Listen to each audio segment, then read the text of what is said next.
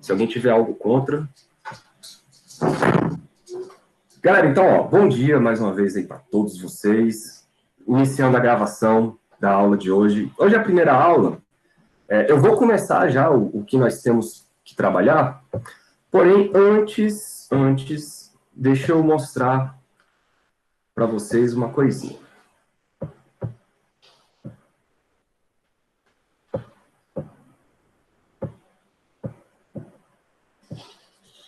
Só me dão um ok se vocês estão vendo esse PDF.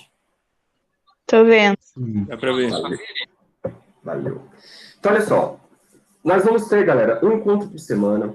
É um assunto relativamente tranquilo, tá? Vocês não vão ter muitas dificuldades. Vocês vão usar bastante informação do que vocês tiveram lá no ensino médio, beleza? Vai ter um pouquinho de cálculo, mas não por agora, vai demorar um pouquinho. Eu acredito que nesse primeiro momento aqui, ainda não. O que vai acontecer? Ó, essa primeira parte do curso, que vai até aqui, ó, dia 7 de janeiro, mais ou menos, eu separei com a parte de termometria e calorimetria.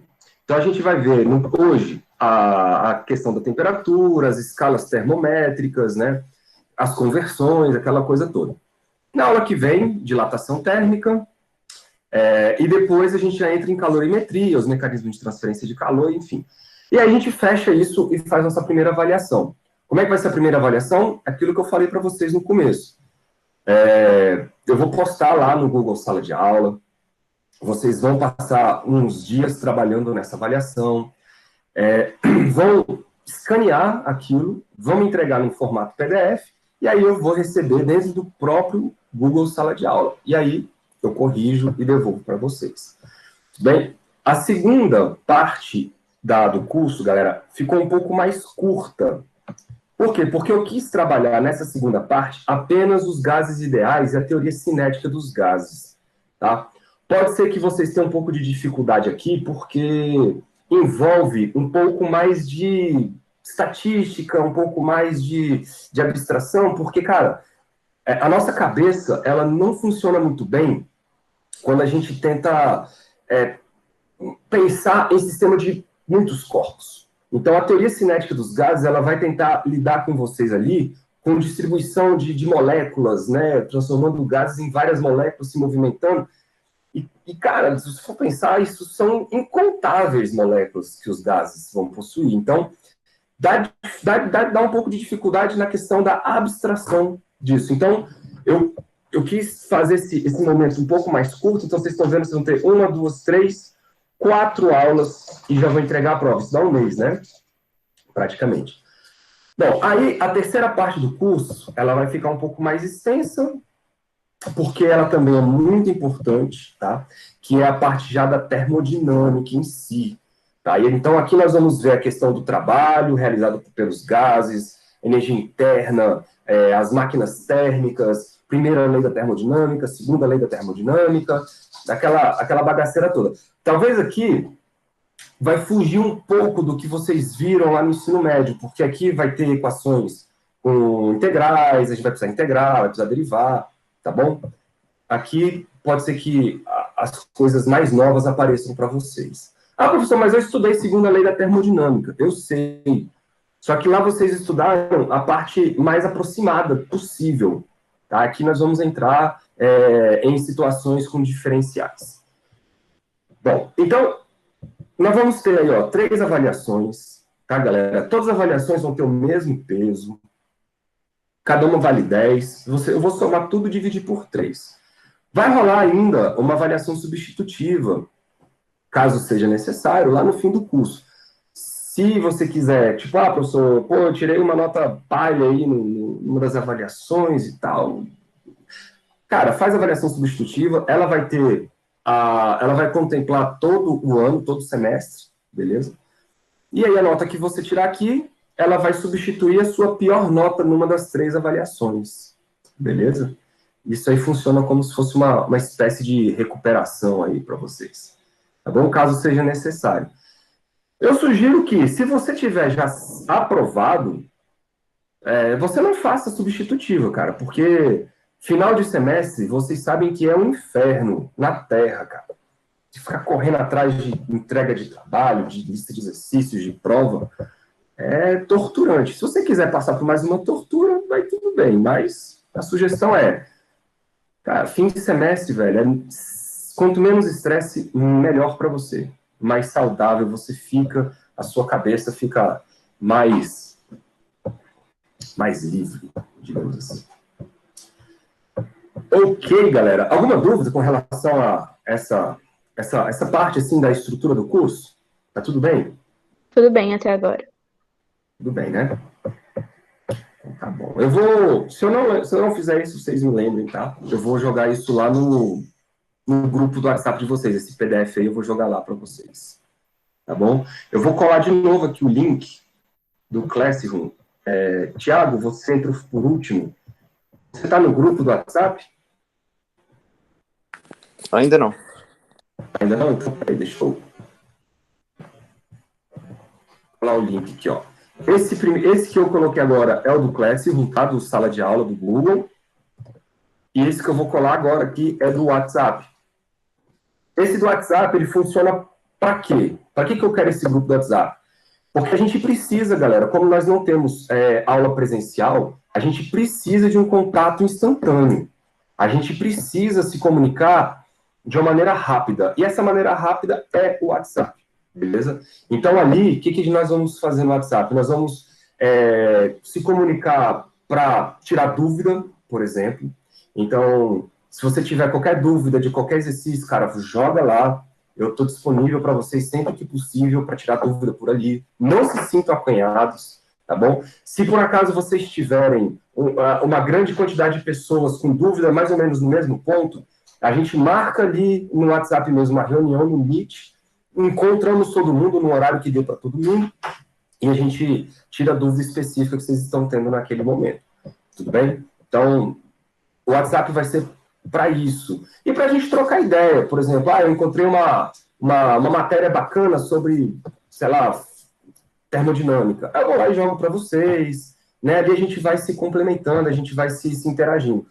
Então, por exemplo, uma questão que, sei lá, vamos supor que quinta-feira que vem eu, sei lá, tenho algum problema, tenho que levar o cachorro para vacinar, e aí demorou, não sei o quê. Aí eu aviso vocês no WhatsApp e falo assim, ó, galera, não vou conseguir dar essa aula hoje, tá? E aí a gente vai se comunicando por ali, o WhatsApp ele vai servir para isto.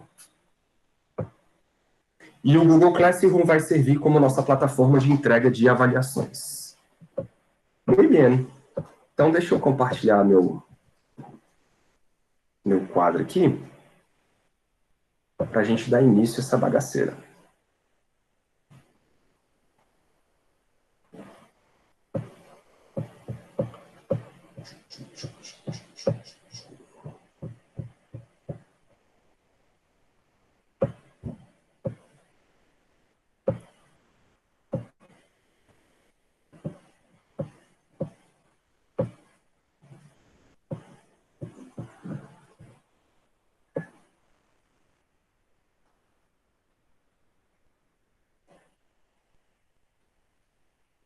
Muito bem, então, estão de olho aí no quadro?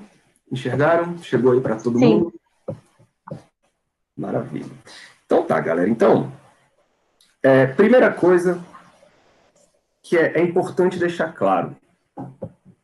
A física térmica, essa física térmica que vocês vão ver a partir de hoje, ela vai ser uma espécie de introdução à física das trocas de calor, a física dos comportamentos dos gases, beleza? E isso vai servir para vocês como base quando vocês forem fazer um curso de termodinâmica mesmo, que é lá na frente, quando vocês estiverem já acredito, no sexto semestre, tá bom?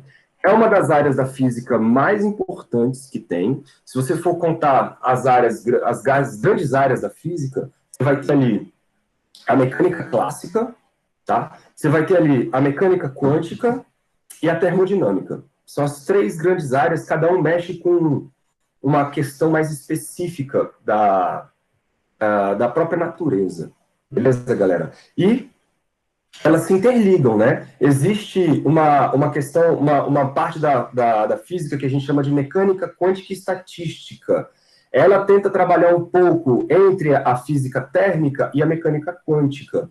Porque se você for pensar bem, a estrutura da matéria é de átomos. E quem manda na estrutura da matéria dos átomos é a física quântica.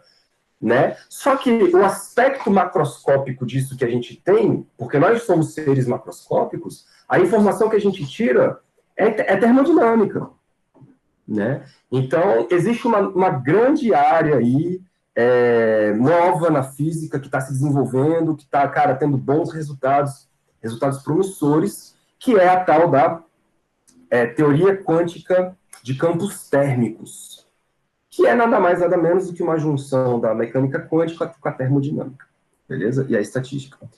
Então tá. Qualquer dúvida, vocês me chamam aí, beleza? Bueno, então, galera, como é que funciona a nossa brincadeira aqui?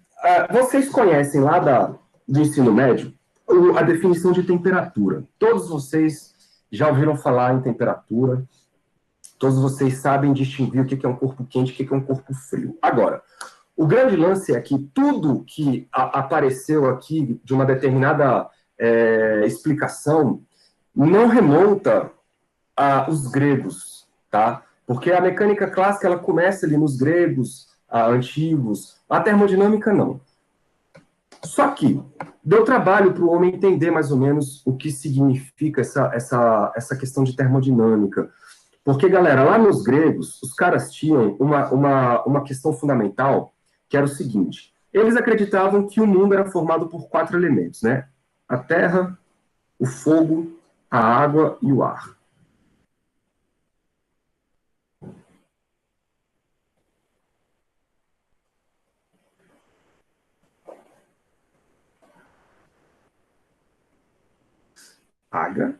Água não. Isso, cara, para eles tinham como uma verdade absoluta isso, e eles conseguiram explicar praticamente todos os fenômenos naturais que eles tinham naquele momento e que eles podiam manipular. Eles não manipulavam nada, mas eles observavam o mundo e dali tiravam suas conclusões, tá? Então, por exemplo, eles conseguiam explicar por que os corpos caíam, eles davam à terra e à água um poder intrínseco de querer buscar o chão, e o fogo e o ar tinham vontade de subir. Então, eles explicavam por que alguns corpos desciam, outros corpos subiam, e nem tinham noção do que era essa história de gravidade. Gravidade, para eles, não fazia sentido nenhum. Beleza? E eles conseguiram explicar por que um corpo era muito pesado por conta do elemento terra. E eles conseguiram explicar por que um corpo era muito úmido por conta do elemento água. Por que o elemento era mais leve? Por conta do elemento ar. E por que um corpo era mais quente? Por conta do elemento fogo. É aqui que eu queria chegar. Então, para eles, o fato de um corpo ser mais quente que um outro corpo era a questão do elemento fogo. Quanto mais fogo um corpo tivesse dentro dele, mais quente ele era. Beleza? E isso, galera, carregou essa premissa e essa ideia durante muitos anos, muitos anos. Tanto é que chegamos no século, ali no século XVI, na Idade Média, com essa questão ainda muito forte dentro das pessoas. Ali que começou a querer um pouquinho quebrar esse paradigma dos 4 elementos, mas só foi realmente quebrado já vamos botar assim, final do século XIX. Então, olha o tanto de tempo que passou para que as pessoas conseguissem se desvencilhar desse conhecimento que os gregos produziram, né? Demorou muito. Pra você ter uma ideia, a Revolução Industrial, galera, foi ali na Revolução Industrial, no século XVIII, que começou um estudo mais minucioso da termodinâmica. Por quê? Porque as pessoas queriam trocar a força dos animais pela força das máquinas. Só que para fazer isso, o homem precisava entender como que o calor era transferido, por que um corpo esquentava, por que um corpo esfriava, porque eles precisam transformar a queima do carvão em energia. energia de trabalho das máquinas. Né? Então, a termodinâmica ela começou a dar origem ali. Só que, ainda assim, eles carregavam essa história de fogo. Eles criaram uma teoria chamada teoria do calórico. Eu não sei se vocês já ouviram falar nisso. O que era a teoria do calórico? Um corpo ficava mais quente que o outro por conta de uma substância chamada calórico. Olha só a ideia impregnada do fogo aí, né? Então, depois que essa teoria foi muito bem estabelecida na época, começaram a fazer testes. E um teste que acabou destruindo essa teoria foi o seguinte: ora, se um corpo mais quente tem mais substância calórica, isso quer dizer que um corpo mais quente deve ser mais pesado do que o mesmo corpo mais frio, né? Porque eu estou ali injetando substância dentro do corpo para ele ficar mais quente, então ele tem que ficar com a massa maior. E aí fizeram vários testes, cara. Começaram a ver que a massa dos sistemas não mudavam, né? Quando eles pegavam, por exemplo, uma broca de máquina mesmo, e metia ela no metal e fazia um buraco no metal, ali produzia calor, produzia um aumento de temperatura do sistema, mas não produzia, por exemplo, transferência de massa, né? Então, algo estava errado com essa teoria do calórico. E aí depois, realmente, vários experimentos minuciosos comprovou que esse cara aqui não existe. E aí nós vamos ver depois o experimento de Joule, mas a ideia já está dada. O calórico não existe, não temos aí uma substância que leve um sistema a ficar mais quente ou mais frio, e o que faz isso é realmente uma energia chamada calor. Mas olha só como até a palavra ficou. Calor vem de quê? Vem de calórico, né? E, cara, se você for pensar bem, galera, até hoje nós temos um pouco disso, sabia? Quando você vira para uma pessoa e fala assim, nossa, mas está calor hoje, né? Você já está com na cabeça de que o ambiente tem um calor dentro do ambiente. Isso ainda é resquício desse pensamento. E quando se você perguntar para qualquer turma de ensino médio, pegar um corpo, por exemplo, e falar assim, olha, eu tenho uma panela de água a 100 graus Celsius, e eu tenho uma outra panela de água a 20 graus Celsius, temperatura ambiente. Se você chegar para eles e perguntar assim, galera, qual das panelas tem mais calor? Eu falo para vocês que 90% dos alunos vão falar, a panela quente, professor, tem mais calor que a panela fria. Cara, isso é normal, assim, já é meio que intuitivo, porque a gente carrega essa cultura de chamar as coisas mais quentes, de terem mais calor. Então a gente tem que tentar quebrar um pouco desse senso comum, né? E a gente quebra esse senso comum como? Espalhando cultura.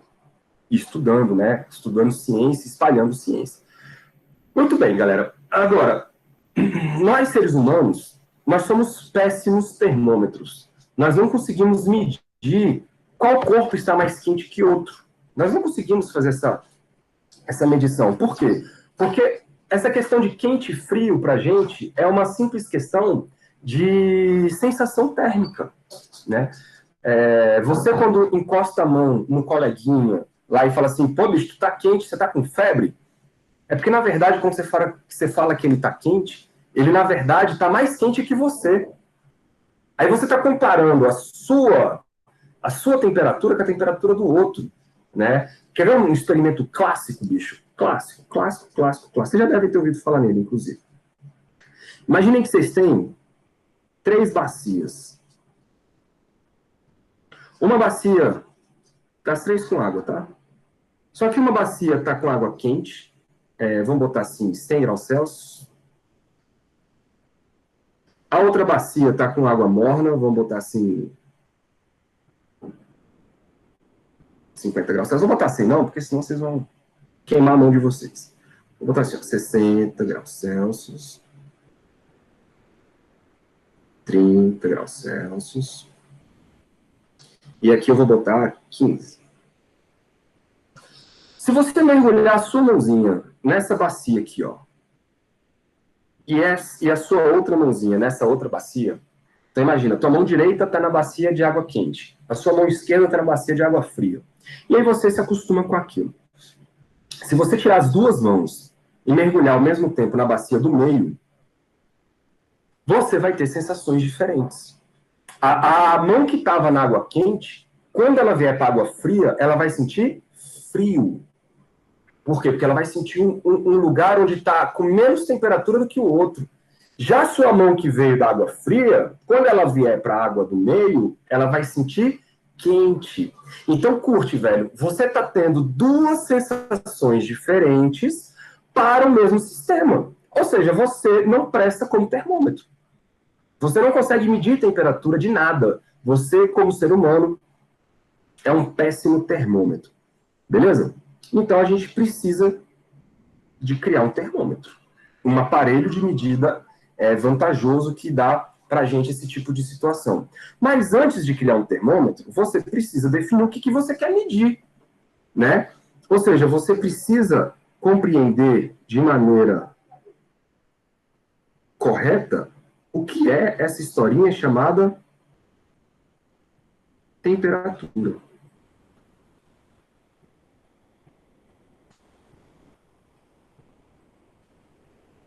E a temperatura, galera, ela é uma grandeza ainda ela é uma grandeza que você tem que tomar cuidado quando você for falar o que ela significa, porque você está medindo uma coisa através de um termômetro. Só que esse termômetro, ele é um cara que ele está, na verdade, medindo a temperatura dele mesmo, e não do sistema que você quer, né? Então, a gente tem que tomar um pouco de cuidado com essa questão de temperatura. Primeiro, vocês já devem ter ouvido falar que temperatura é um número que mede o grau de agitação térmica das moléculas. Agora, vamos desconstruir esse negócio. Se eu falo para você que a temperatura do copo d'água é de 15 graus Celsius, o que isso está medindo de agitação térmica? 15 graus Celsius é o quê? Se eu falo para você que a temperatura do corpo humano é 36,5 graus Celsius, esse número está representando o que diabos do seu corpo? Agitação térmica de 36,5, o que isso significa? Então, essa ideia de agitação térmica, ela faz um pouco de sentido? Faz. Mas você não pode tomar isso como sendo uma definição absoluta de temperatura. Porque, por exemplo, vamos supor que você resolva virar um físico teórico de, sei lá, de querer explicar buracos negros. Só que aí você quer medir a temperatura do buraco negro. Me diga, como que você vai medir a temperatura de um buraco negro tendo na cabeça que a temperatura é a agitação de moléculas? Tu não sabe o que tem dentro do buraco negro? Sacou? Então, a temperatura, cara, ela não é só isso. Ela não é só agitação térmica. Ela não é só isso. Ela é um número que está representando para você qual sistema está mais quente que outro. Ponto. É só isso. E a gente sabe que, naturalmente, o sistema mais quente, ele fornece calor para o sistema mais frio. Então, você tem lá um experimento em que um corpo está cedendo energia para o outro, você sabe que esse corpo é mais quente que esse, de uma maneira espontânea, né? E então, você pode falar que esse corpo tem uma temperatura maior do que esse. Então, e aí você pode usar uma escala que você quiser, que você criar. Então, tenha na cabeça, galera, que a temperatura é uma grandeza física. Vou deixar anotadinho aqui para depois vocês poderem consultar.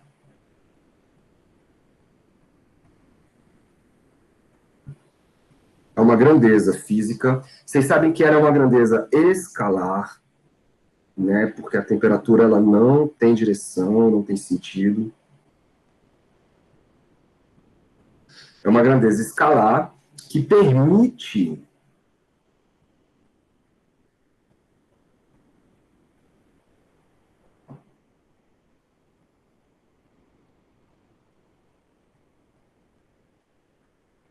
distinguir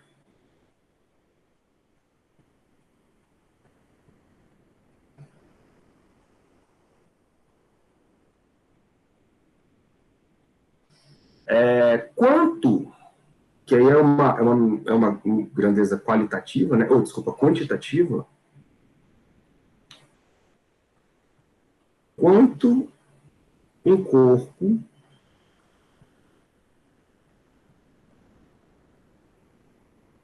está mais quente que outro. Pronto.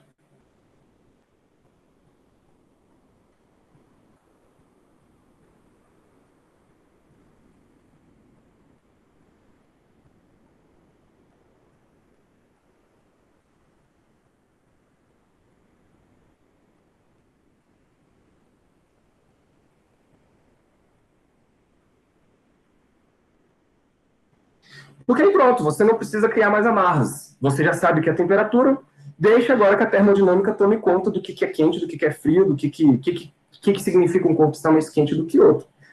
Beleza? E para medir essa temperatura, nós precisamos de um cara chamado termômetro. Professor, Fala.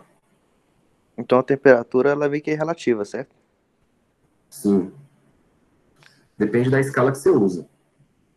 Termômetro. Como assim?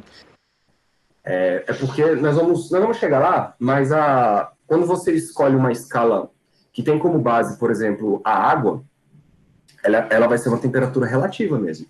Agora, quando você pensa numa temperatura usando um gás e que essa escala ela mede para a gente um nível de pressão do gás, aí você pode pensar que essa escala ela é absoluta. Vamos com calma. Daqui a pouco tu repete essa pergunta aí, ver se faz sentido para você. Quem foi que perguntou? Tiago. Beleza. Então, olha só, galera. Primeiro, o que é o ato de medir? Isso aí vocês têm que levar na cabeça de vocês para todo o eterno sempre. O que é medir alguma coisa? E é isso que nos define como físicos. É isso que nos deixa diferente, por exemplo, dos matemáticos, digamos assim. A gente precisa medir. E o ato de medir, ele nos dá validade para as teorias físicas. Se sua teoria física não bate com os experimentos, velho, a sua teoria não funciona. Se a sua teoria ela não pode ser testada em laboratório, a sua teoria tem alguma falha. É por isso que a teoria de cordas, por exemplo, ela está perdendo força, cara, porque apesar de ser uma teoria muito elegante, muito bonita matematicamente falando, ela precisa de testes. E como é que você vai testar a teoria de cordas? Você precisa estar perto de um buraco negro, você precisa estar perto de uma estrela de nêutrons, e você então não tem acesso a esse laboratório. Sacou? Então, precisa-se de teorias que possam ser testadas. Então, medir é uma forma de você se meter dentro do sistema. Tá? Agora, como que você faz isso? O que o aumento de temperatura faz com os corpos? Várias coisas. Um gás, quando aumenta a temperatura, ele pode aumentar a pressão. Um líquido, ele pode aumentar de tamanho, ou seja, ele pode dilatar. Que mais? Um líquido, ele pode também mudar de densidade. Então, por exemplo, uma barra de metal, ela pode mudar de cor quando ela esquenta. Então, você pode usar esses parâmetros todos para criar termômetros. Então, um termômetro, ele nada mais é do que um aparelho de medida.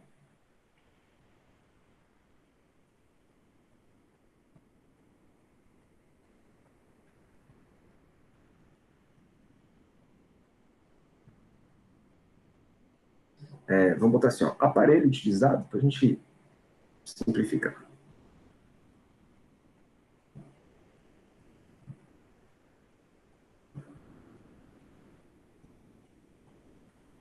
Aparelho utilizado para medir a temperatura, isso é óbvio, né?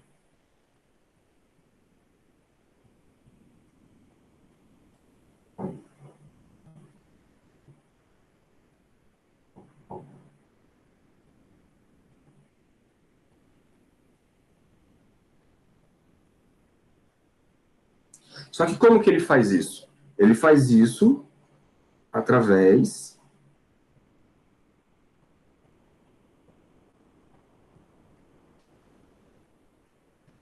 através da variação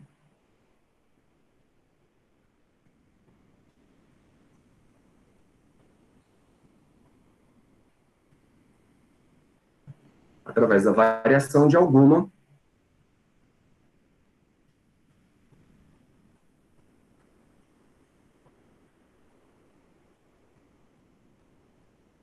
grandeza térmica.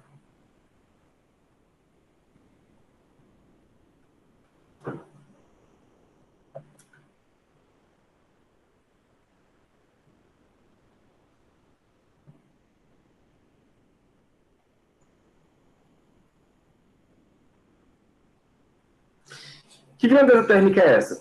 Pode ser pressão, pode ser volume, pode ser até a cor, né?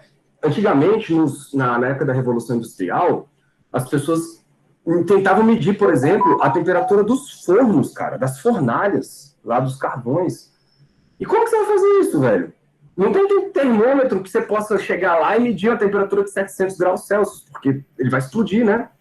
Como que a galera medir então a temperatura de uma fornalha, de uma máquina térmica? Eles iam pela cor. Então, eles olhavam a cor da chama que estava lá dentro e comparava com uma paleta de cores que eles tinham. E cada cor diz respeito a uma temperatura. Você monta uma escala, né? Por exemplo, o verde está associado a isso aqui, o vermelho é isso aqui, pá. E aí você consegue medir a temperatura apenas comparando a cor da fornalha com a cor que tem na sua paleta. É um termômetro? É um termômetro, né? Então, é para isso que nós temos os termômetros. Só que quando você mede, você está comparando, né? Comparando coisas. É igual você pegar o termômetro de mercúrio, você coloca lá na água. Quando o termômetro de mercúrio ele esquenta, o mercúrio dilata, aí ele bate num determinado nível. Por quê? Porque ele atingiu uma temperatura. Então você está comparando a temperatura do termômetro com a temperatura do corpo. Por quê? Porque você esperou tempo suficiente para o corpo entrar em equilíbrio com o termômetro. Esse equilíbrio térmico, galera, é fundamental para você medir a temperatura das coisas. É por isso que não faz sentido você pegar um termômetro, encostar na pessoa e tirar.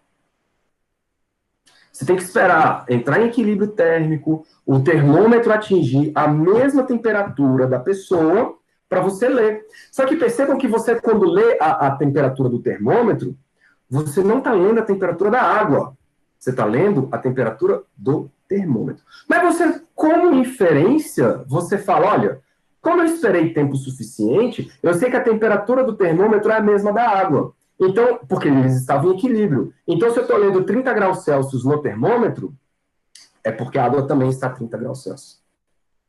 Sacou? Então, tanto é que se você esperar muito tempo para você fazer a medida, você já perde. O termômetro já está medindo outra temperatura, que é a temperatura do ambiente. Então, esse ato de medir, galera, é muito peculiar na física. Tá? É por isso que a física quântica, inclusive, tem muito problema com relação a esse negócio de medida. Porque o ato de medir, de uma certa maneira, é você se meter dentro do sistema e isso pode perturbar o sistema de alguma maneira. Beleza? Então, essa historinha que eu falei para vocês de equilíbrio térmico, ela nos leva a uma lei que foi escrita depois, mas é uma lei básica, tá? É uma lei básica. A gente chama ela assim, ó. Lei zero da termodinâmica.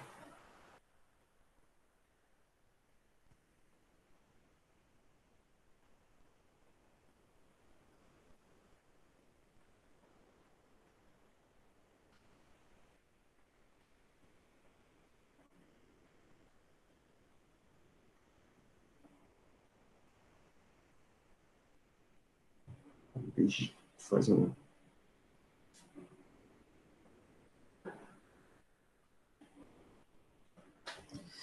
Eu vou escrever a lei e depois eu explico para vocês. Ela diz o seguinte, ó. Se dois corpos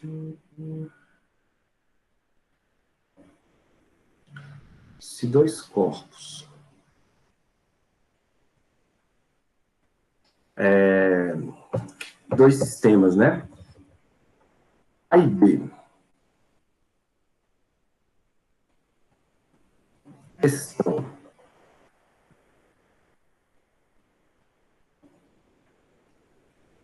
em equilíbrio térmico.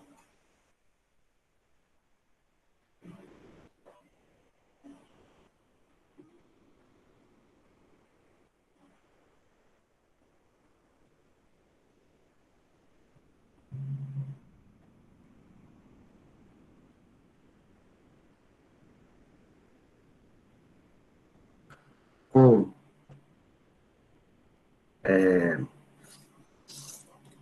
o sistema, vou chamar de T para a gente aproveitar a figurinha do livro de vocês. Com o sistema T,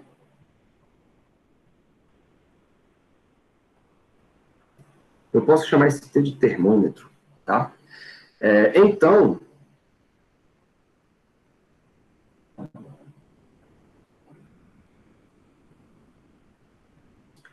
A e B estão em equilíbrio térmico entre si.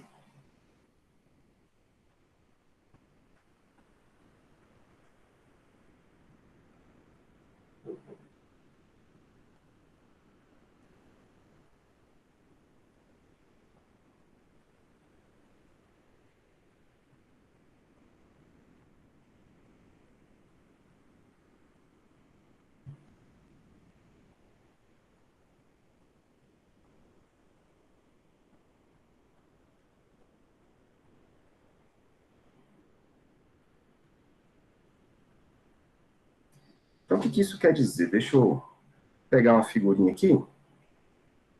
Essa figurinha é do livrinho de vocês, tá? Caraca, já tem um bocado de coisa. Este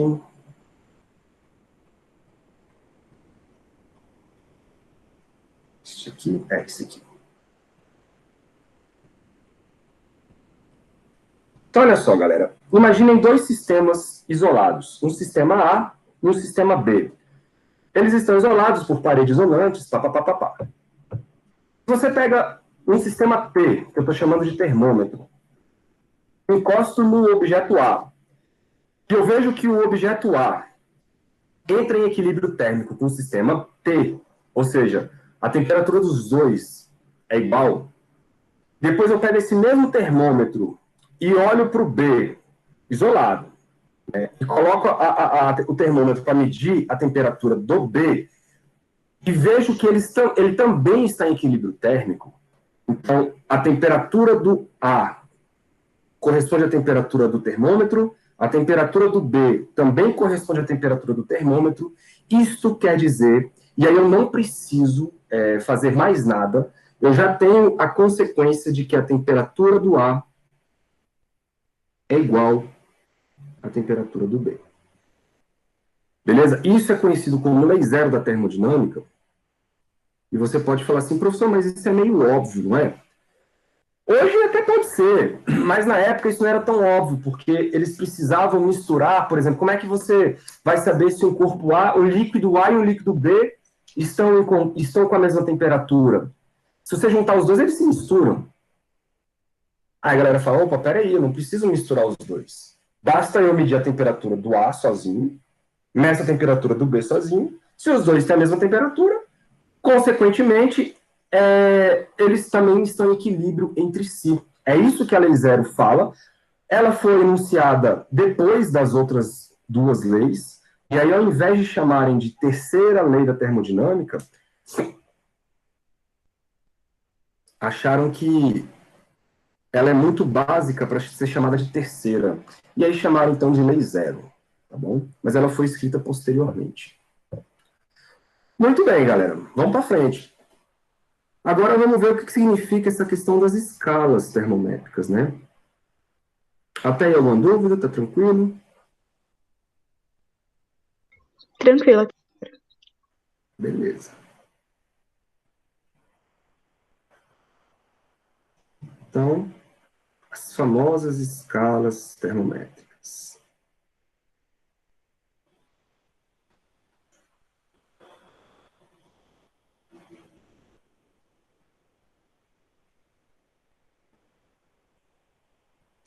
Vocês podem perceber que, igual o Thiago aí já comentou, a questão de temperatura, você precisa de uma escala, e isso é muito...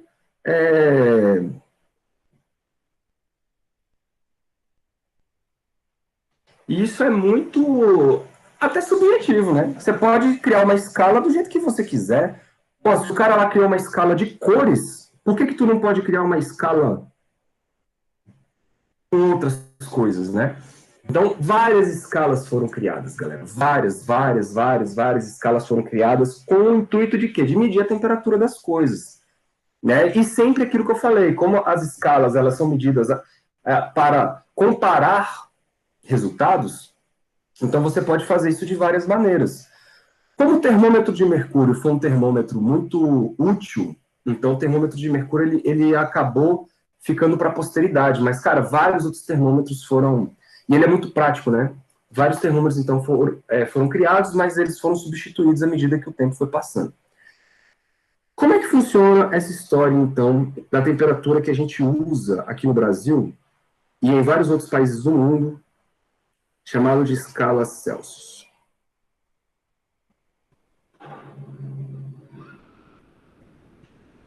A ideia foi mais ou menos o seguinte. Celsius pegou lá um tubo de vidro. Deixa eu ver se eu consigo reproduzir isso aqui. Um tubo de vidro com um bulbo, um reservatório. Esse reservatório ele é mais assim, cara, como é que é ruim desenhar aqui, velho? Mas acho que vocês entendem, né?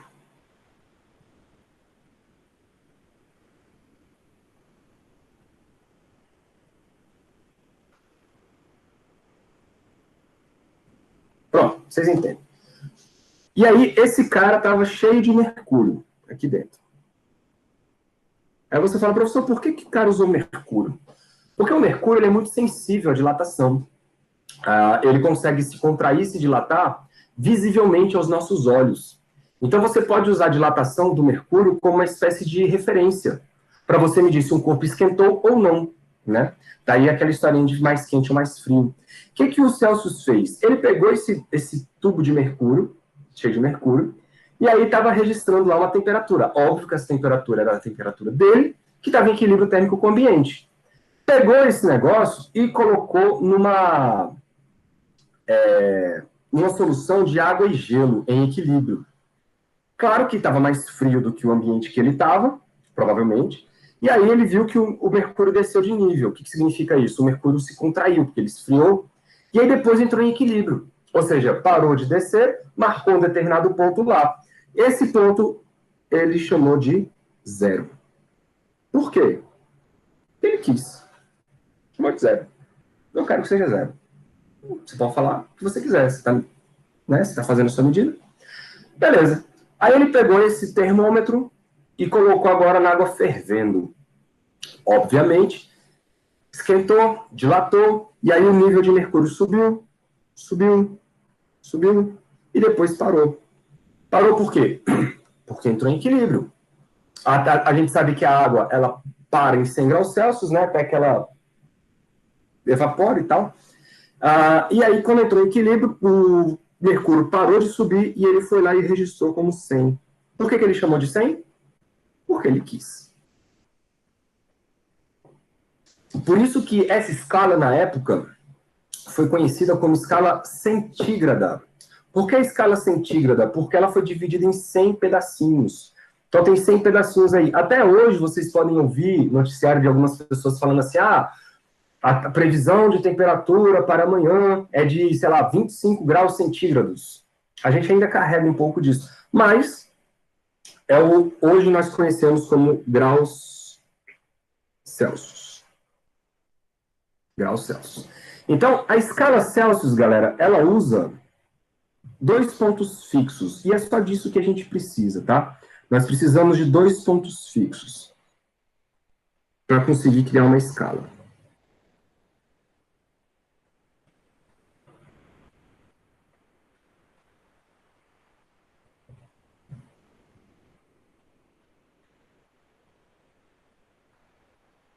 Para a gente aqui, esses 2 pontos fixos são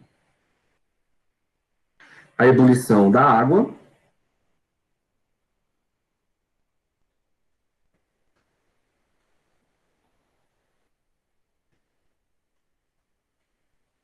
claro que tomado a pressão atmosférica, tá?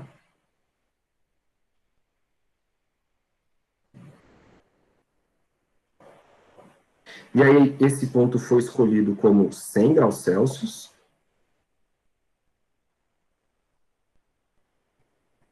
e o congelamento da água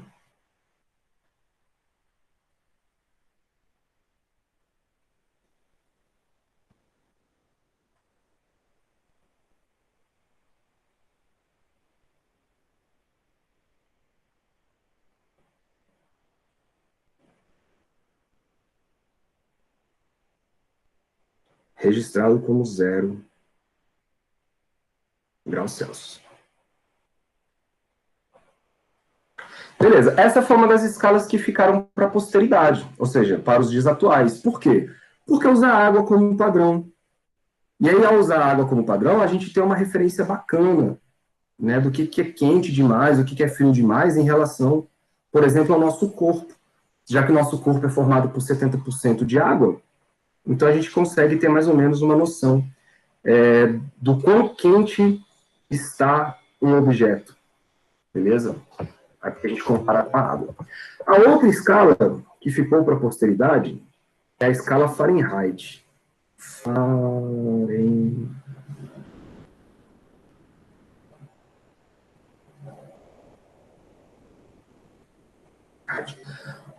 Essa, então, pessoal, por que ela ficou para a posteridade?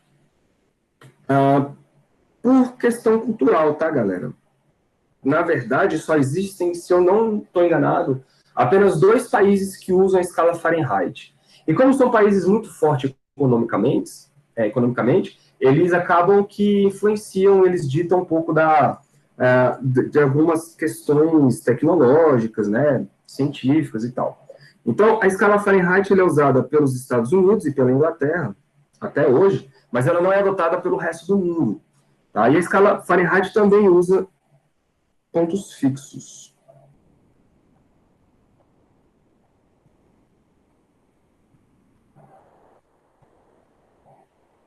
Quais são esses pontos fixos? Os mesmos. O ponto de congelamento da água e o ponto de ebulição da água.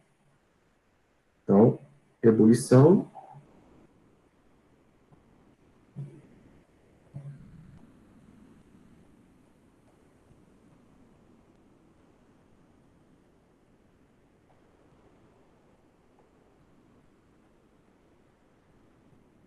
Aqui vai bater em 32 graus Fahrenheit. E aqui, desculpa, aqui vai bater em 212. E o congelamento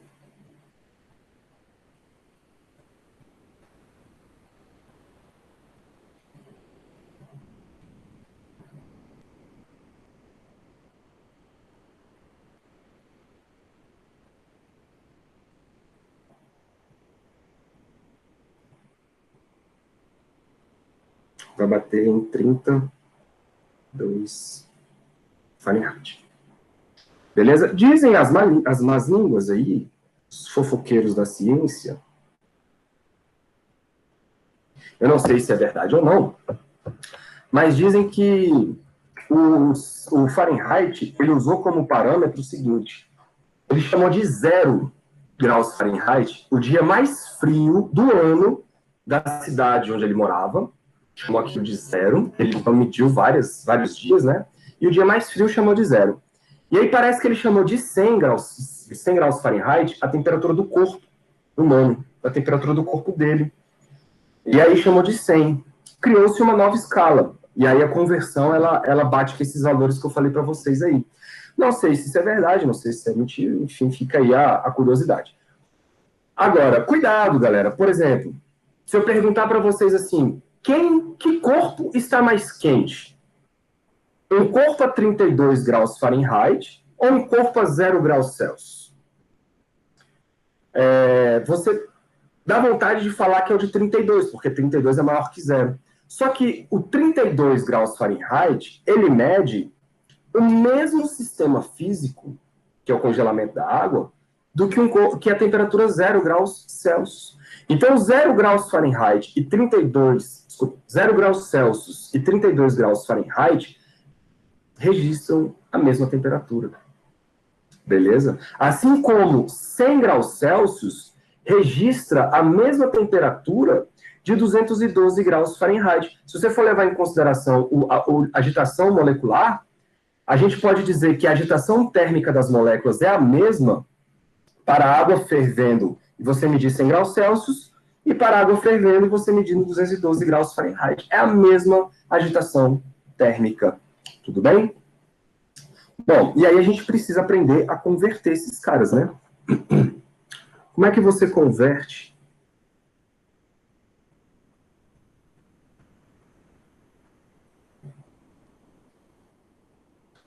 Como é que você converte? Então, eu quero conversão. Eu falo e escrevo, né? Como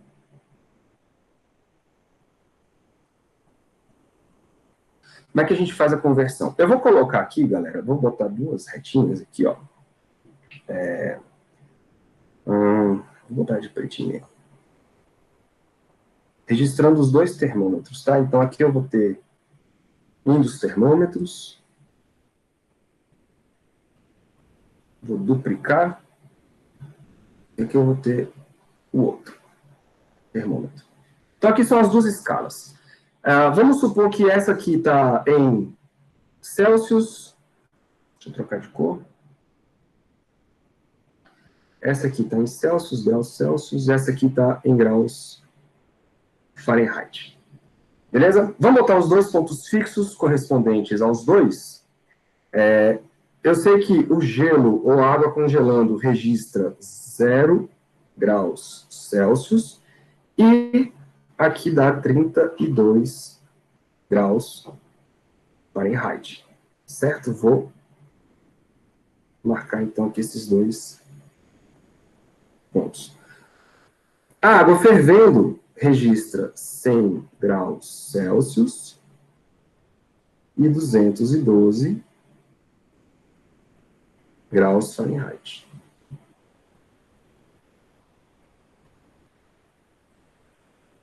Muito bem. Já daqui você tira algumas conclusões importantes. Se você fizer um aquecimento de 0 a 100 graus Celsius, você está saindo da água no estado de congelamento, né, de quase congelar, para a água fervendo. Isso corresponde, galera, a uma energia dada pela água, dada para a água. Se você fizer a mesma coisa, só que registrar isso em Fahrenheit, você não está fazendo mudança nenhuma. É igual você, por exemplo, medir a velocidade, igual vocês fizeram no passado, né? Semestre passado. A velocidade de um automóvel ou de, sei lá, uma moto, qualquer coisa do tipo, de 10 metros por segundo, e depois registrar em quilômetros por hora. Quem está mais rápido? Nenhum dos dois, cara. A velocidade é a mesma. Só que você está medindo com unidades diferentes. Ponto final. Sacou? Mas é a mesma coisa, é a mesma velocidade. É exatamente isso que a gente está falando. Eu estou medindo a mesma temperatura, só que usando parâmetros diferentes, usando unidades diferentes. Tá? Só que, olha só, se você sai de 0 e vai para 100, você faz essa brincadeira aqui, ó. Oh, shit. Você caminha 100 graus Celsius. Isso produz um aquecimento de 100 graus Celsius. Se você caminha no mesmo processo físico em Fahrenheit, você está caminhando de 32 para 212. E aí você já começa a perceber que o caminho não é de 100 pedacinhos, não é de 100 graus Fahrenheit. Então já tem um problema aí para a gente resolver. Que problema é esse? A variação da temperatura em graus Celsius não corresponde à mesma variação da temperatura em graus Fahrenheit, né? Porque se de um lado você está andando 100 pedacinhos, do outro você está andando quanto? De 32 a 212, você está caminhando 180, né? Então faz uma regra de 3 rapidinho aqui, ó. Se o aumento de temperatura de 100 graus Celsius corresponde a um aumento de temperatura de 180 graus Fahrenheit, isso quer dizer que se eu andar 1 grau Celsius, isso vai corresponder a quantos graus Fahrenheit? Isso aqui é 1. Bom, se você fizer a regra de 3, né, você vai ter aqui 1,8. Certo, galera? Então, isso quer dizer o seguinte, ó. A variação, eu vou escrever assim, a variação da temperatura em Fahrenheit corresponde a 1,8 da variação da temperatura em Celsius. Então, se você caminha 1 grau Celsius de um lado, você caminha 1,8 do outro. Exemplo. Exemplo. Vamos supor que você vai de 0 para 1 grau Celsius. Quanto que vai registrar no outro termômetro em Fahrenheit?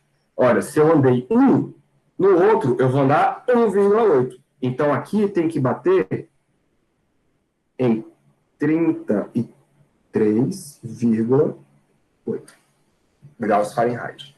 Beleza, galera? E assim por diante. 1 do lado, 1,8 do outro. 1 do lado, 1,8 do outro. E aí você completa 100 graus Celsius andando 100 casas. Do outro lado, você completa o percurso andando 180 casas. Faz sentido para vocês, né? Em fração, 1,8, só para deixar registrado, corresponde a 5 nonos, tá? Então, eu posso escrever assim, ó.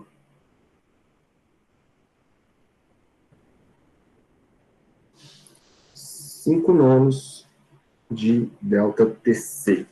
Beleza? Então, TF, temperatura em Fahrenheit, TC, temperatura em Celsius. Agora, nós vamos fazer o seguinte.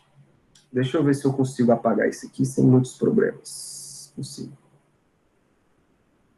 Agora, eu vou fazer o seguinte. Eu vou registrar uma temperatura genérica em, por exemplo, Celsius, e vou chamar isso aqui de TC.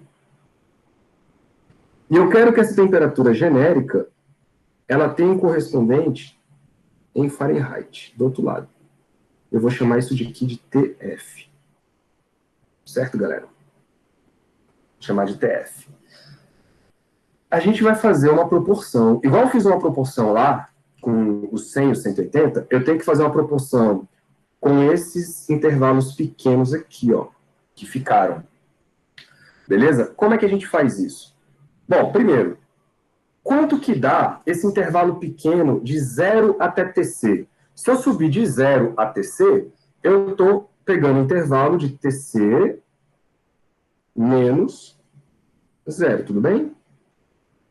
Isso tem que ser proporcional ao outro lado, né? O outro lado, que é em Fahrenheit, eu vou botar aqui, ó, isso tem que ser proporcional a esse pedacinho também, que vai de 32 até F, que isso corresponde ao mesmo aquecimento, fisicamente falando.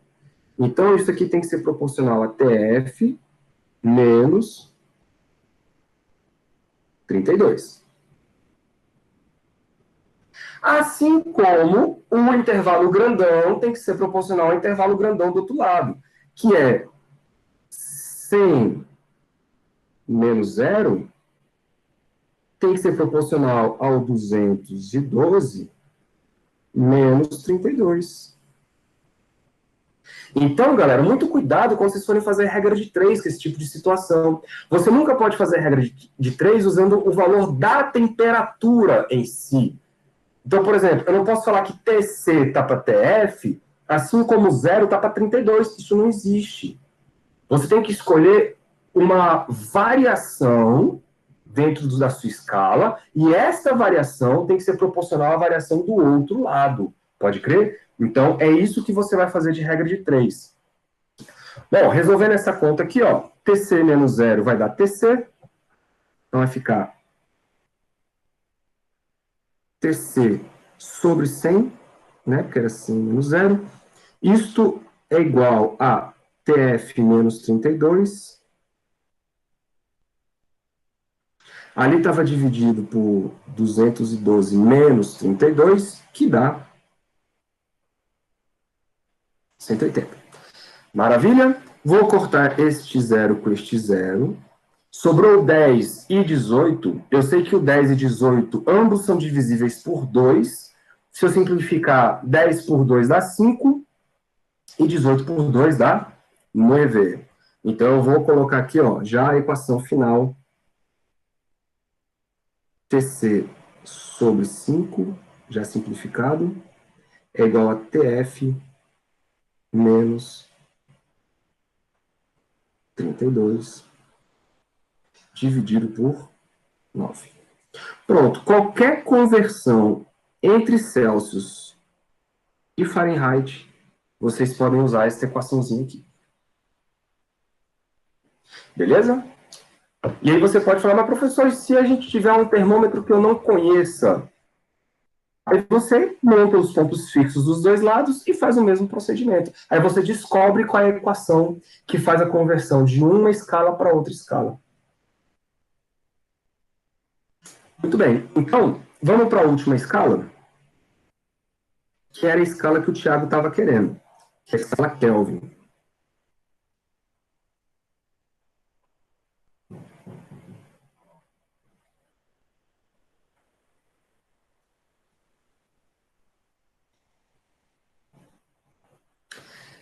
Nessa escala Kelvin, o nosso referencial vai ser o seguinte. Os caras começaram a pensar, bom, então quer dizer que se a gente for diminuindo a temperatura, o sistema vai ficando mais frio, pá. Vamos usar um gás. Se eu for diminuir a temperatura de um gás, as moléculas dentro do gás, elas vão ficando mais lentas, porque eu estou tirando a energia delas. Isso quer dizer, então, que a energia cinética, em média, dessas moléculas vai diminuir. Só que se essa energia cinética das moléculas diminuir, elas vão bater nas paredes do gás com menos força, nas paredes do recipiente com menos força. E isso, de uma maneira, né, geral, vai diminuir, então, a pressão interna. Ótimo. E aí eles começaram, galera, a pegar um termômetro, que a gente chama termômetro de gás, eu vou botar a figurinha jazinho, e aí eles foram medindo a pressão do gás à medida que se diminuía a temperatura. E aí eles começaram a ver que a pressão vai caindo, vai caindo, vai caindo. Só que eles nunca conseguiram chegar num valor em que a pressão zerasse. Eles nunca conseguiram chegar. Por quê? É uma temperatura impossível, né? Mas eles viram o comportamento disso. E aí, quando você extrapola matematicamente falando a curva e vê onde ela bate lá atrás, ela bate num valor específico. Esse valor específico é um valor teórico, né? É um valor em que você admite que naquele ponto, se você conseguir chegar, a pressão do gás vai a zero. Isso quer dizer o seguinte, que as moléculas não estão mais batendo nas paredes. Em outras palavras, as moléculas estão paradas. É uma temperatura hipotética, beleza? Então, mas foi definido assim. Então, a gente fala que a escala Kelvin, ela utiliza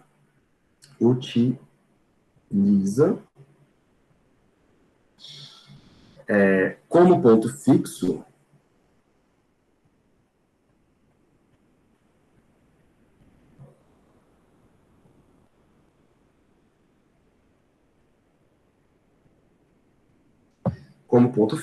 o ponto no qual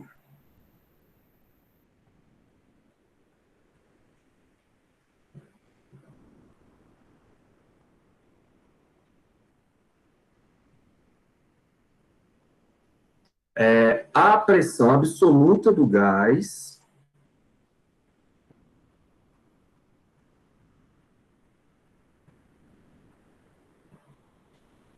a pressão absoluta do gás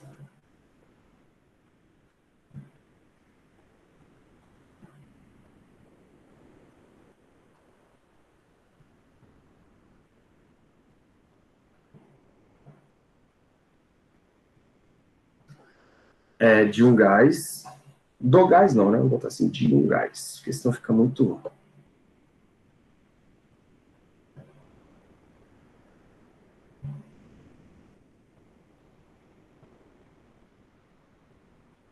Deveria, olha a palavra que eu estou usando, hein? Deveria,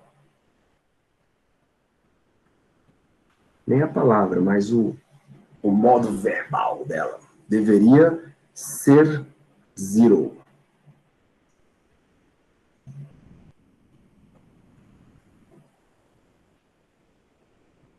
Certo? Então, deixa eu colar logo a figurinha para vocês entenderem o que eu estou falando. Deixa eu ver se eu acho ela aqui no meio dessa bagunça. Eu preciso me organizar com isso aqui, velho. Senão daqui a pouco eu não acho uma porra nenhuma. Aqui.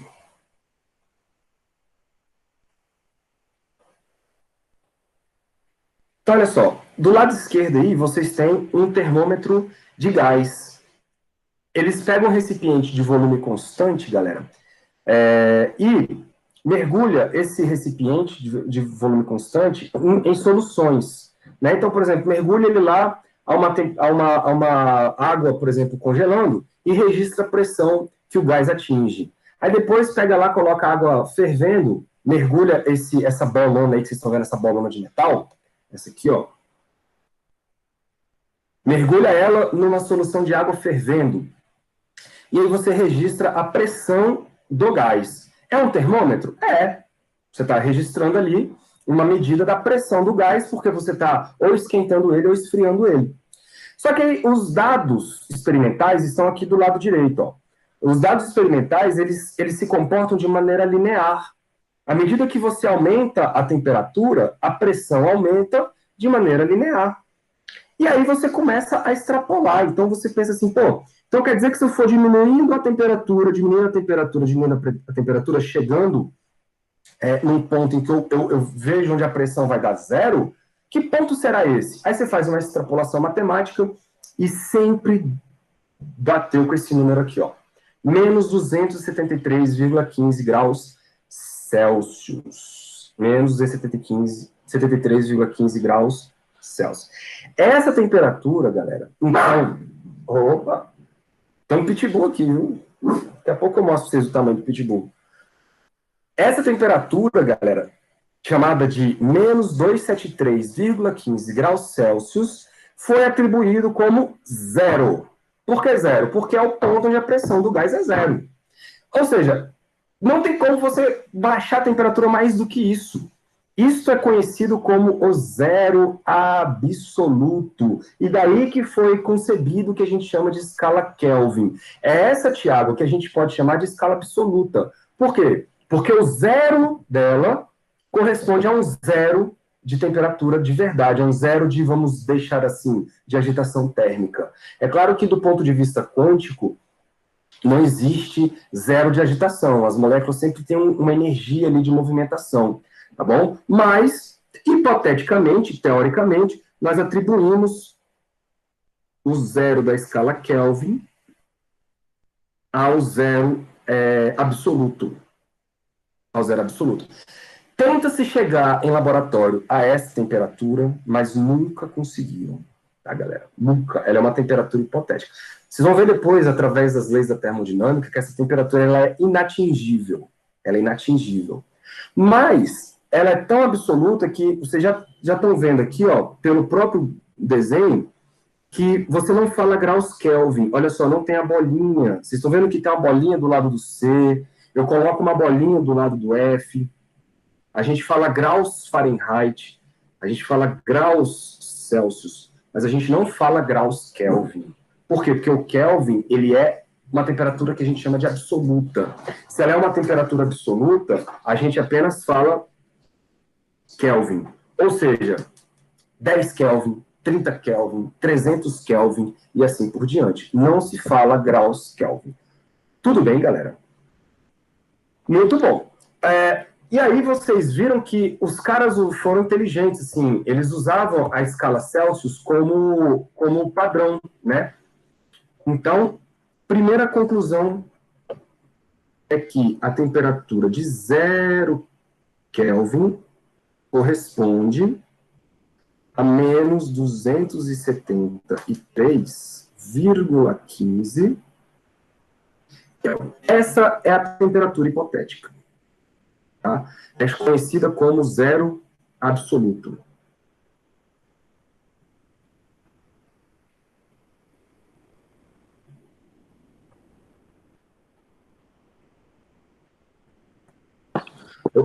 Fala. Professor, Diga. mas, tipo assim, o Kelvin, dependendo do gás que ele usou, isso não depende do gás? Pois é, cara. Olha que legal. Ele fez esse experimento para vários gases. Você está vendo que no gráfico ali tem 3 curvas, tem 3 retas? Uhum. Então, é porque cada uma dessas retas corresponde a um gás diferente. Só que quando você fazia a extrapolação, todas elas batiam no mesmo ponto. Todas elas batiam no mesmo ponto. Então, mesmo você usando gases diferentes, você chegava ao mesmo resultado, lá para o zero, sacou? Então, está até escrito aí, ó, os gráficos da pressão em função da temperatura para termômetros de gás contendo diferentes tipos e quantidades do gás. Então, os caras faziam esse experimento mudando o gás, mudando a quantidade do gás, mas o limite, quando tomava o limite dos dados experimentais para uma pressão zero, todos chegavam ao mesmo resultado, de menos 253. Mas aqui, e no caso de um gás que depois ele muda de estado físico, que ele, supor, ele virar sólido, ele vai parar de dilatar, não? E não vai dar mais pressão. Exatamente. É por isso que eles usavam até o ponto em que você tinha gás. Depois que esse gás começasse a se liquefazer, aí perdia. Aí você não tinha mais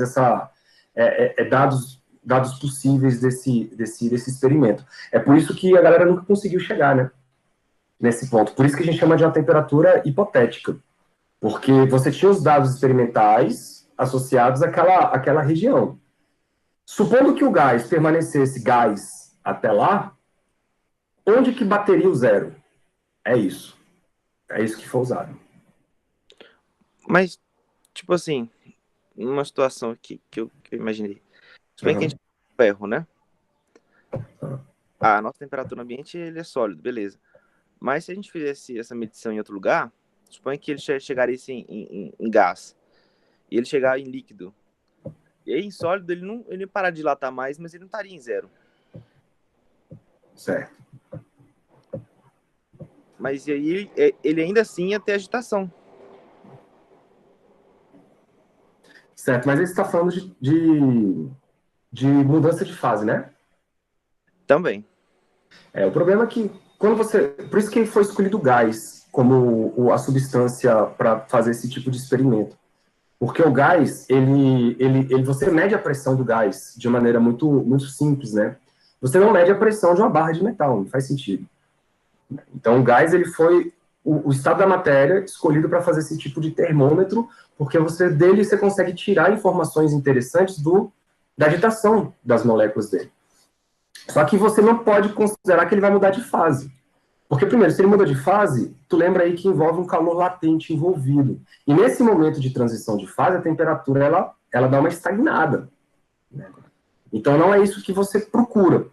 Experimentalmente, a galera queria que uma curva fosse uma curva contínua, né, sem parar para mudar de fase, e extrapolando os dados numéricos, como que a gente conseguiria chegar no zero de pressão.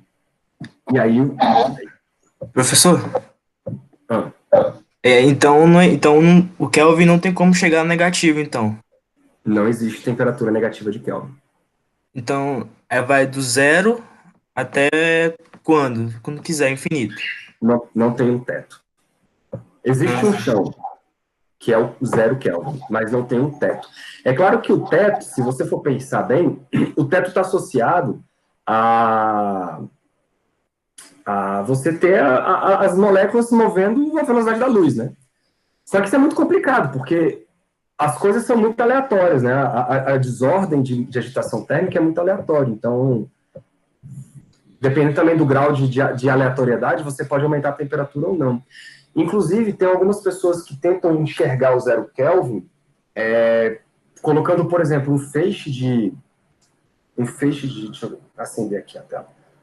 Por exemplo, um feixe de moléculas, todas elas colimadas ali juntinhas e viajando à mesma velocidade. Todo mundo para o mesmo lado. Isso é muito difícil de fazer, tá, galera? Porque elas se interagem e tal. Mas imagina que você conseguisse jogar um monte de moléculas para a mesma direção. Esse laboratório. Se você pudesse pegar um referencial em que acompanhasse essas moléculas viajando com a mesma velocidade delas, a velocidade com que esse referencial estaria olhando para essas moléculas seria zero, né? Que é a velocidade relativa entre os dois. E aí, nesse ponto, você teria o zero Kelvin sendo visualizado. Então, os caras tentam, em laboratório, o tempo inteiro, chegar no zero. mas ainda é um limite tanto teórico, tá?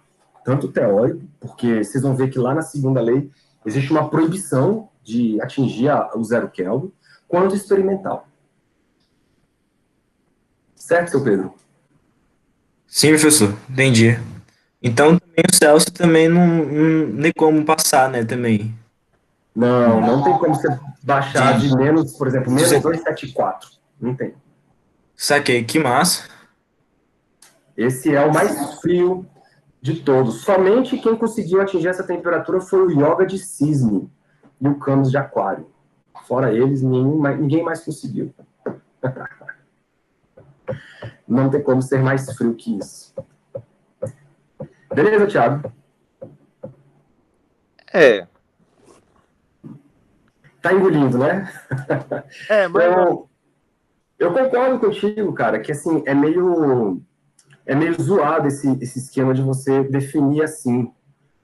Mas funciona e, além de funcionar, é bem estabelecido, tá, cara, esse valor. Ele é bem estabelecido, ele é bem usado e ele tem um correspondente experimental muito forte. Tanto é que a temperatura em Kelvin é a temperatura do Sistema Internacional de Unidades. Tá? Quando você for fazer o Sistema Internacional de Unidades, você sempre vai usar o Kelvin como temperatura padrão. mas, professor, Diga. nesse caso desse gás, se ele não tiver nenhuma agitação, o que vai diferir um gás de um sólido? Sim, pois é. Se o estado tem a ver com o grau de agitação? Exatamente. Só que aí o que define o sólido do gás além de você falar de agitação, você tem que pensar na organização molecular. Porque se você pegar um gás ideal, por exemplo, e baixar a temperatura dele para próximo de zero, as moléculas, elas podem não se ligar entre si. E se elas não se ligam, você não forma um sólido. Sacou? E aí você vai começar a entrar num reino quântico. Você já ouviu falar no condensado de Bose-Einstein? O condensado de Bose-Einstein é isso. É você conseguir uma coleção de moléculas que estão numa temperatura tão próxima do zero que elas se organizam de uma maneira que não formam nem um sólido e nem um gás. Elas têm um comportamento completamente diferente, que é conhecido como um outro estado da matéria, que é o condensado de Bose-Einstein. Então, esse ponto, cara, de zero absoluto, é um ponto muito, digamos assim, exótico, sacou? Não, a galera tenta estudar o comportamento de substâncias que atinjam essa temperatura, mas ainda é um problema muito sério experimental, do ponto de vista de teorias e tal. A galera tenta.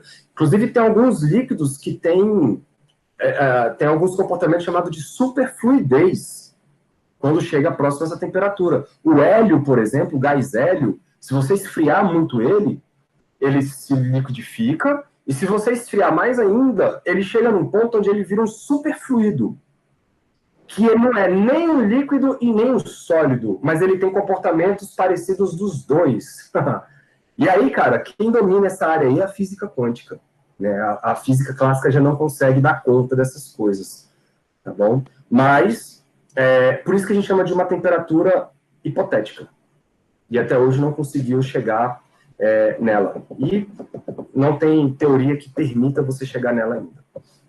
Tá bom? Mas eu concordo contigo. Você tem ali mudança de comportamentos, cara. Comportamentos, inclusive, exóticos da matéria quando chega perto de 0 graus Celsius. Por isso que é hipotético. Diga.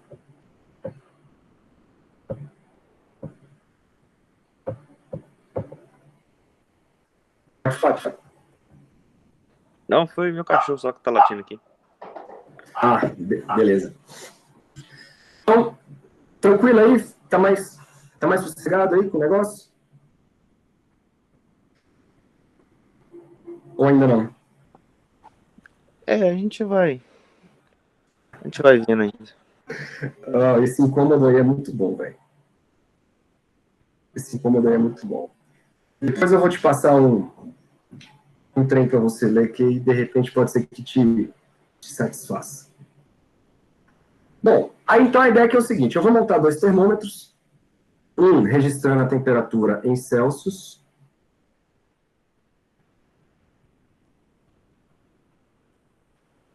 e o outro registrando a temperatura em Kelvin. Agora é só duplicar, né? Bestado. Não, agora não. Oi, não.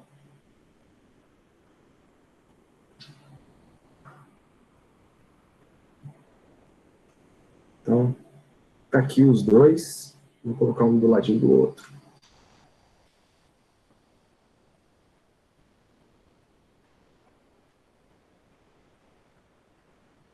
Beleza. Nós sabemos já, de antemão, que o registro mais fundo aqui, mais baixo de todos, é o zero absoluto.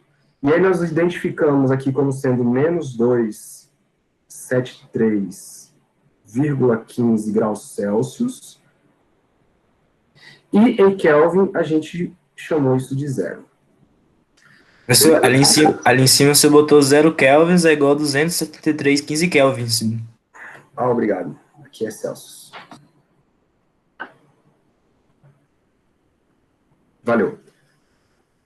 Beleza. E aí, o grande lance aqui das escalas é que, como foi usado a escala Celsius como parâmetro de referência, o que você aumenta em Kelvin, você aumenta em Celsius também. A variação de uma corresponde à variação da outra.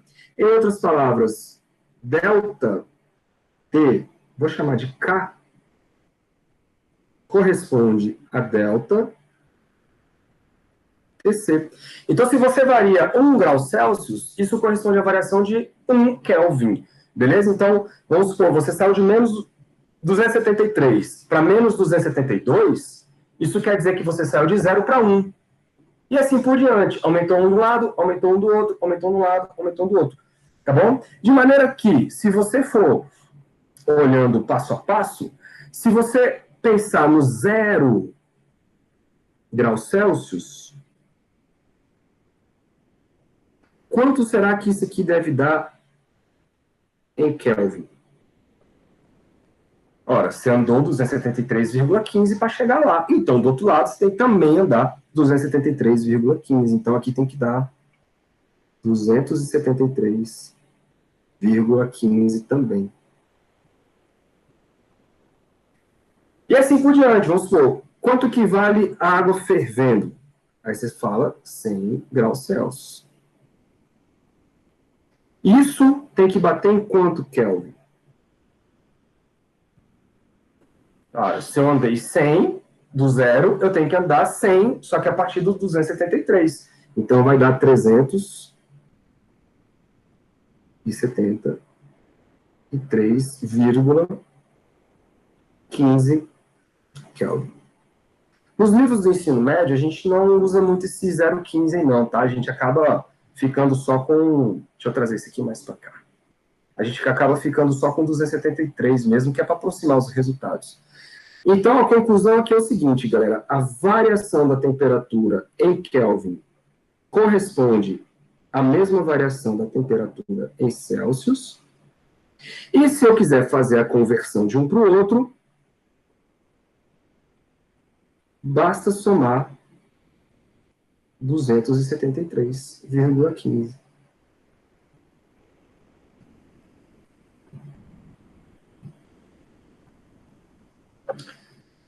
Tá bom? E como é que eles chegaram mais ou menos nessa brincadeira aí do termômetro de gás? É mais ou menos isso que está incomodando o Tiago, se não me engano. Se você montar uma estrutura aqui desses gráficos aqui, ó, vamos supor, você chama, sei lá, pega um gráfico só desse, deixa eu... Cara, é 11h40. Deixa eu só fazer rapidinho aqui. Aqui é o ponto do triângulo. Se você escolher duas temperaturas, se eu chegar aqui e falar, sei lá, T1 e T2. Beleza? T1 e T2. Vocês estão vendo que isso formam dois triângulos. Esses dois triângulos são eles são semelhantes. Então você poderia, vou puxar para cá, você poderia pensar numa relação entre a temperatura 1 dividido pela temperatura 2 vai ser igual a pressão 1 sobre a pressão 2. É isso que eles fizeram lá no termômetro de gás. Né? É claro que na época, Thiago, eles não tinham noção do que ia acontecer do ponto de vista quântico dos gases ao chegar no 0 graus Celsius, ou no 0 Kelvin. Mas é um dado experimental. E aí, para você definir um valor de temperatura, a galera escolhia, por exemplo, um ponto em que você conseguia reproduzir dentro de um laboratório. Esse ponto é chamado de ponto triplo da água.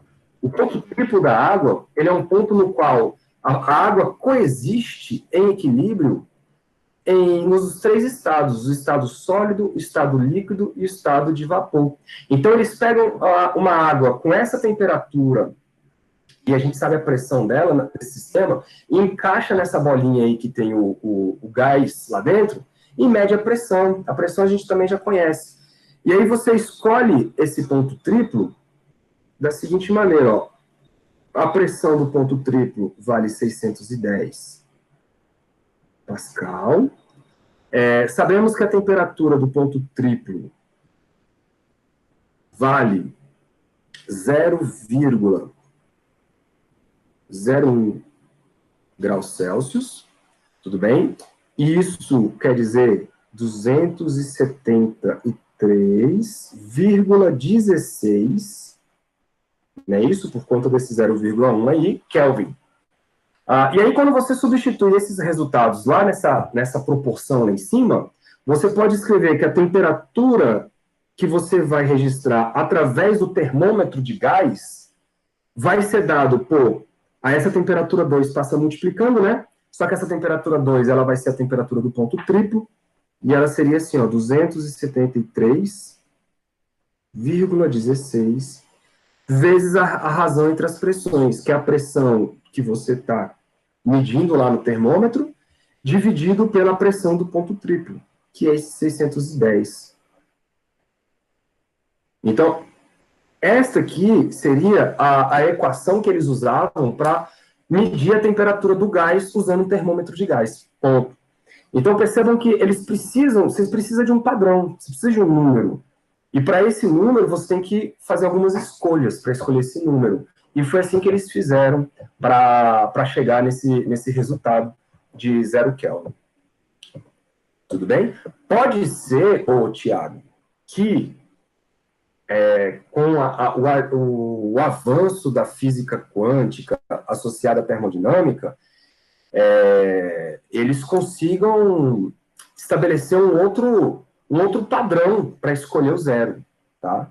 Pode ser que isso aconteça. Mas, por enquanto, nós temos esse valor, e esse valor ele é um valor bem aceito na comunidade, ele é um valor que usa-se em todos os trabalhos, né, científicos.